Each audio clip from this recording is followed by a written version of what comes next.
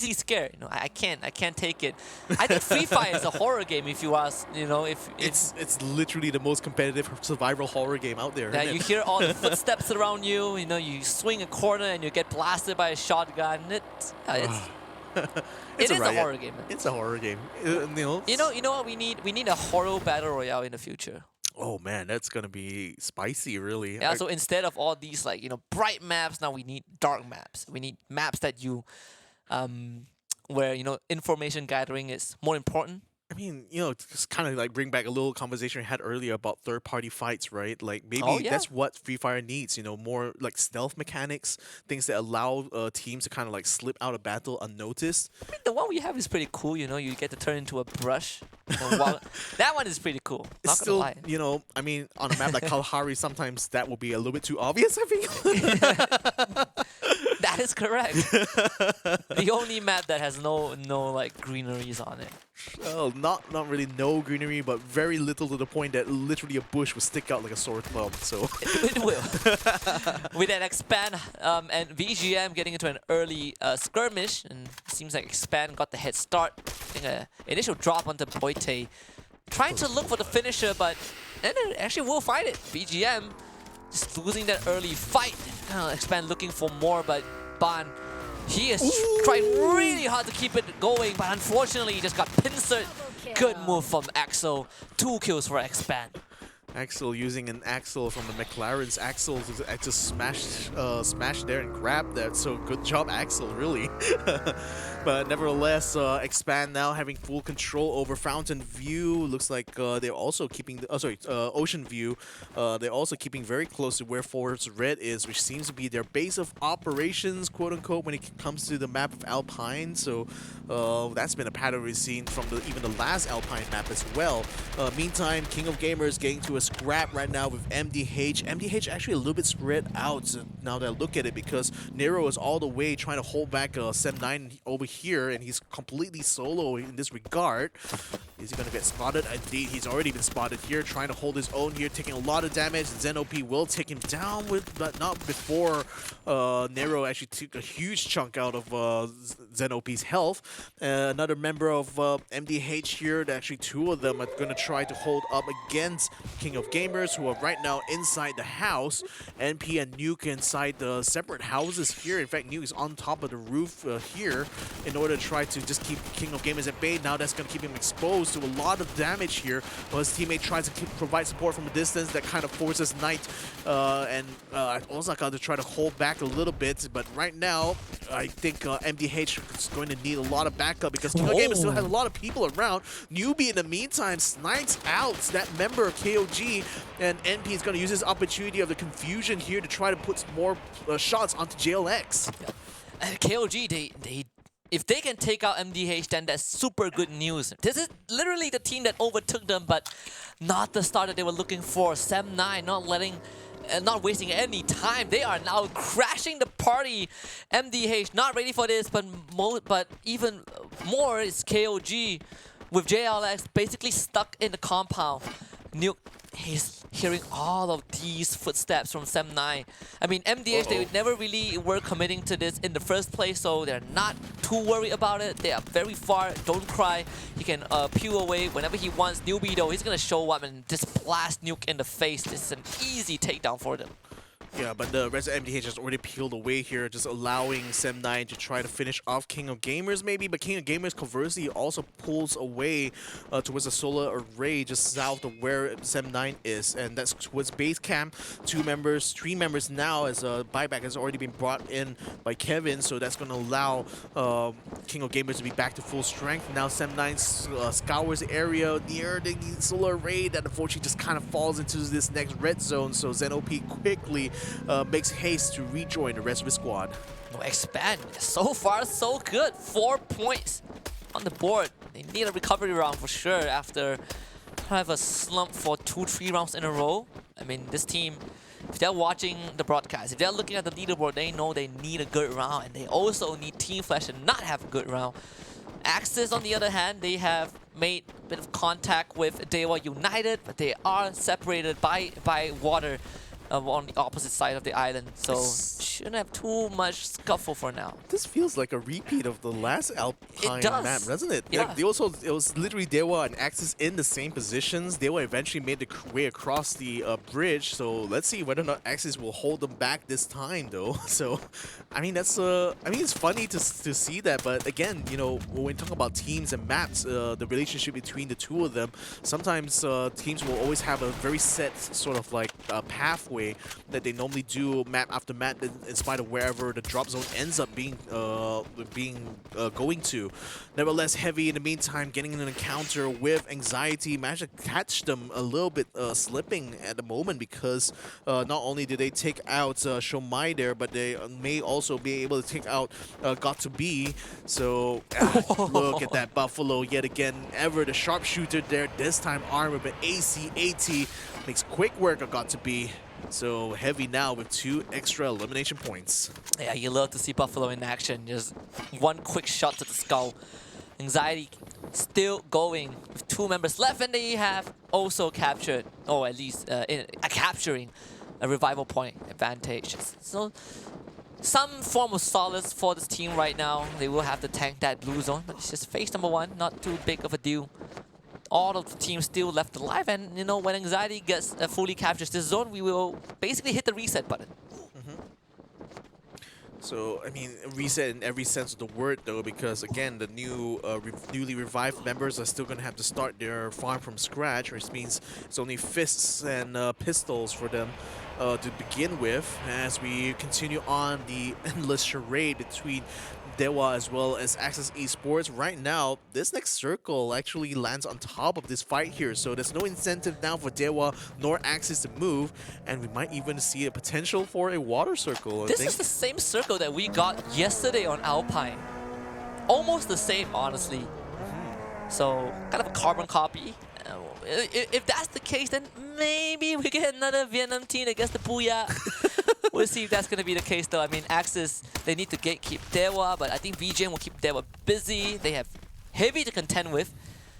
So they gotta be ready for this fight, though. Heavy have already arrived at Stadium, and it's not going to take long before they decide to go for the push. You know, judging by how Heavy has been playing as a team, this is the squad that they are not afraid to pull the trigger.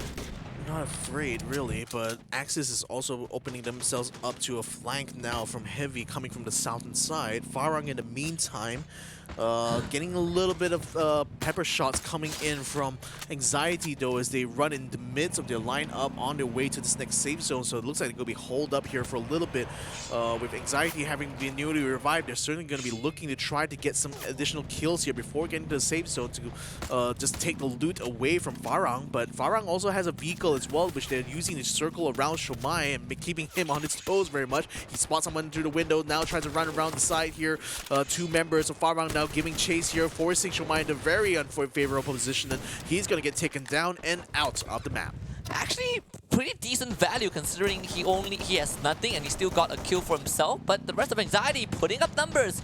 Good knockdown for Konoho, even just goes for the nade rebound for some extra style points. Let's save some time.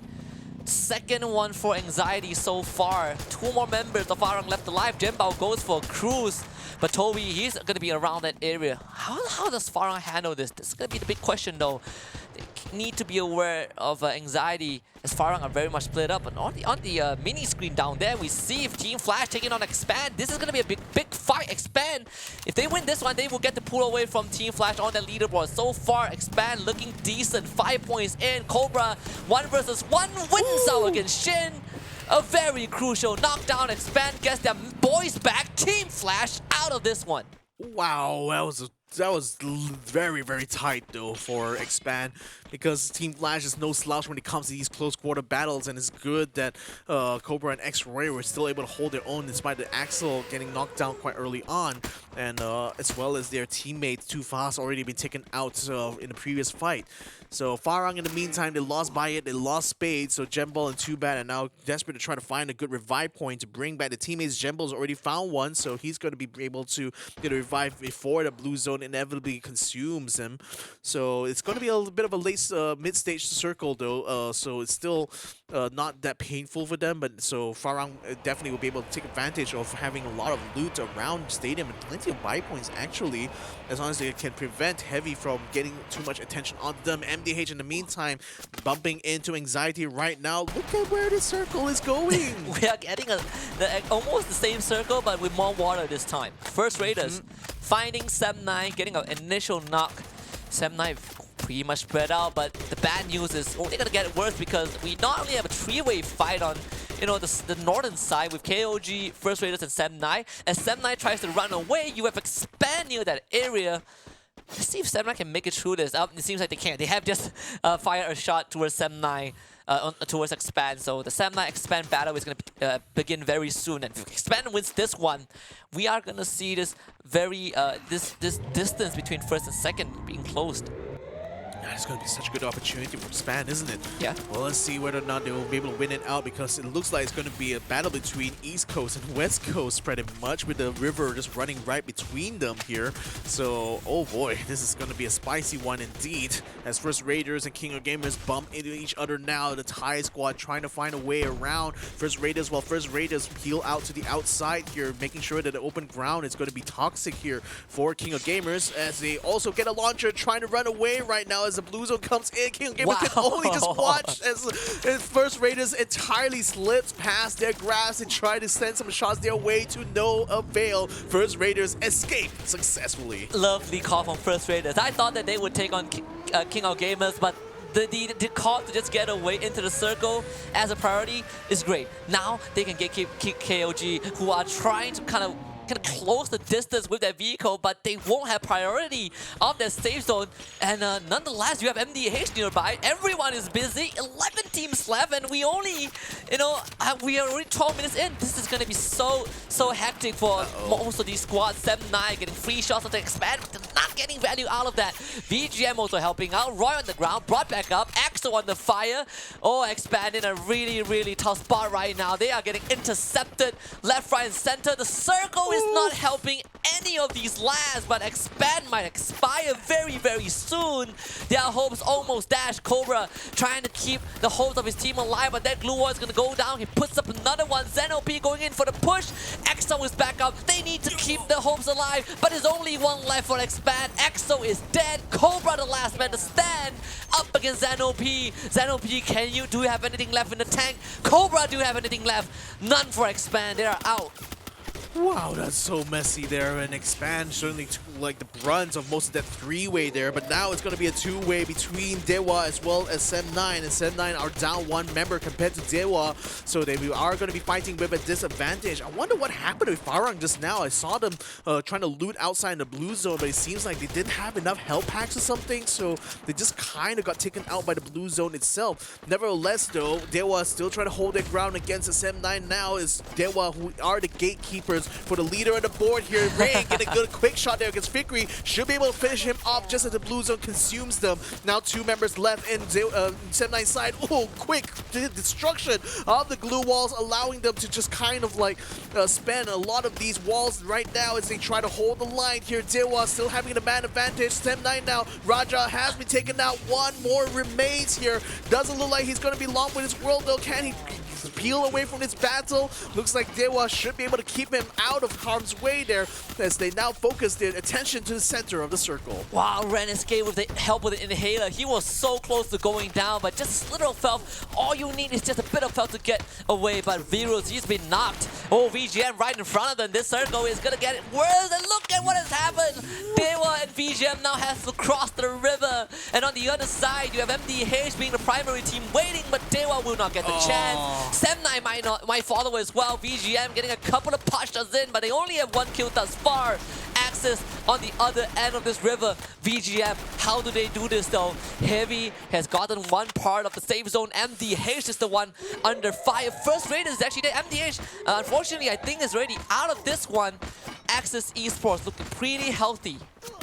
tell you what though, Heavy might also stand a good chance of winning this out as well, as they're quick to take control over the eastern side of this next circle, and VGM is still stuck out on the ports. The thing that they have going for them is that there are a little bit of rafters that could kind of use as like very mild cover, but I'm not sure how many glue walls they still have, especially after spending a lot of that in the fight against Sem9. Now Heavy is going to be bumping straight into the middle of Axis here. It's going to be a four-way fight as well, as VGM literally jumping into this as well. They're going to make it a full-on melee between these four teams, as Bonfires, Glue Wall Busters, Glue Walls themselves are coming out to play here. Buffalo trying his very best to find any targets to shoot, cannot really find any, so Gui will try to wrap around here as Heavy continues to try to hold the ground floor, but they gotta watch out for Bond on top though. He's gonna be providing a lot of information for his team here for VGM. Axis as well, finding themselves in a bit of a quandary there. Exact already down on the ground. Two members of Axis are still around to try to keep the fight going as VGM take control over this ground floor.